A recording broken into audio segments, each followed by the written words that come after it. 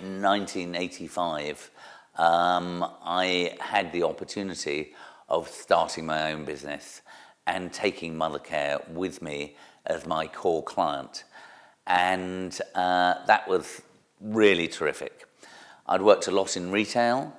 I had a vision about how retail presentation could be vastly improved and how the retail stores, especially garment stores, could be improved.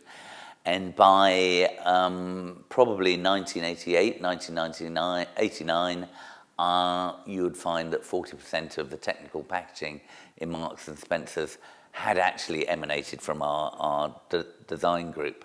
I was taking much more of a stake in my design work in that I wasn't just selling the designs, I was selling my products to retailers, and this worked tremendously well. Meanwhile, someone had advised me that you won't make any money out of being a designer, you'll make money out of property. And they said, whatever you do, buy your own freehold. You know, don't have a situation where your business has got a landlord. And so I bought this building here in 1987, did it up, and we moved in April 1988. And it was better than paying rent to a landlord. And now we have the happy situation where we don't have prices going up. Every penny I spend on improving my building is an investment for my company in the future. And we have a situation actually where we are able to let out part of the building to similar companies, so it gives a nice balance in the studio. When it comes to the vision of our business, coming from a design and branding background, I thought it's the sort of thing that I could nail, but actually looking at your core values and your mission statement and things like that will get you so far. But I think a vision should be more about what you want to achieve and what you want to achieve for the people within your business. I have to say it was one of the mistakes that we made along the way is we didn't start with a very clear vision for the business.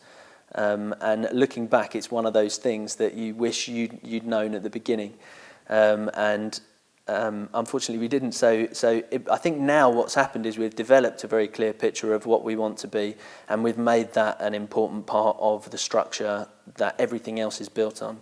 So, you know, when you do branding, you understand that core values and a mission statement is important, but it doesn't actually define what a vision is. A vision is what you want to achieve, and it should be personal as well as functional for your business.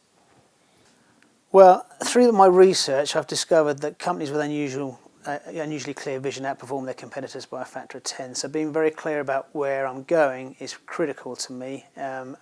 And I already have a plan. I realise I can't tread the boards forever, and I can't perform at the level I'm performing, so I need to have a different vision for the next 10 years to the previous 10 years.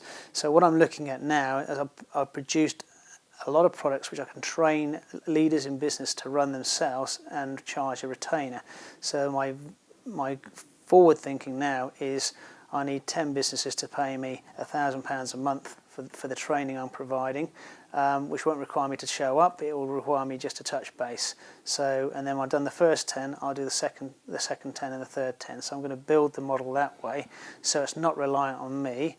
At the same time, I've trained about 30 people in my process, so there are other people that can do what I do, which will help me build the residual income, but still stay in touch with reality and the issues that businesses face.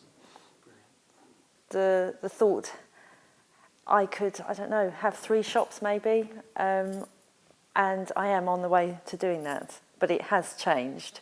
I'm now sort of getting a shop within a shop, hopefully in Faversham very soon, and I've also starting a sort of a separate arm of my business as an event planner with a friend that I've met through networking.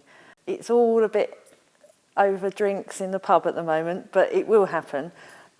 She is already an event planner and has a wedding shop, and obviously I'm a florist and do a lot of weddings, but I've only dabbled in the event planning part because I just physically didn't have the capacity to do the event planning as well as the weddings with the amount of staff I've got. So this is why this will work really well, because she's got the experience. I've got a lot of contacts within the wedding industry and the events industry, and we can pull those all together. I don't necessarily write things down. I've got a vision, and I've always had a vision how I'd like it to look, but as I said, it has changed slightly. But neither of us with the second business are like that. We just like to sort of see it. We're both very visual people. I don't write things down like that. It just doesn't work for me.